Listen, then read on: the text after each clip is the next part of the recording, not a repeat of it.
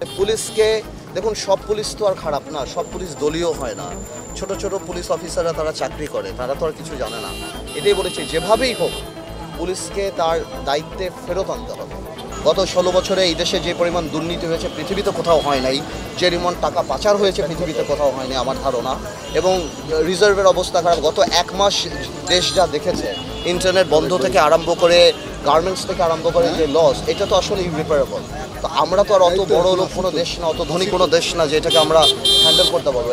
এখন যদি এই ফিয়ার ফ্যাক্টর কাজ করে, এখন যদি সাধারণ বিজনেসম্যানরা, সাধারণ ব্যবসায়ীরা যদি ভয় পেয়ে যায়, তাহলে কিন্তু ইকোনমি একদম ফল করে যাবে এবং এই দেশের আরও অসুবিধা। গত 15 বছর 16 বছর একটা সরকার ছিল।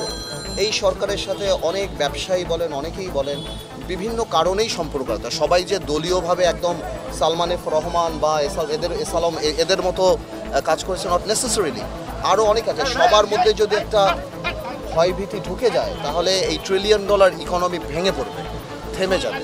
তো আমি ওনাকে সেটাও বলেছি যে এখন এই বিসিসিআই সভাপতি যারা বা এরা কিন্তু হ্যান্ডপিকড, এরা ওই আগের গভর্নমেন্টেরই নিজস্ব লোক। এরা কিন্তু বাংলাদেশের বিজনেস কমিউনিটিকে রিপ্রেজেন্ট করে না। তো আমি মনে করি ভালো বিজনেসম্যান যারা, তাদের সাথে কথা বলা, বিকজ রিজার্ভের অবস্থা খারাপ,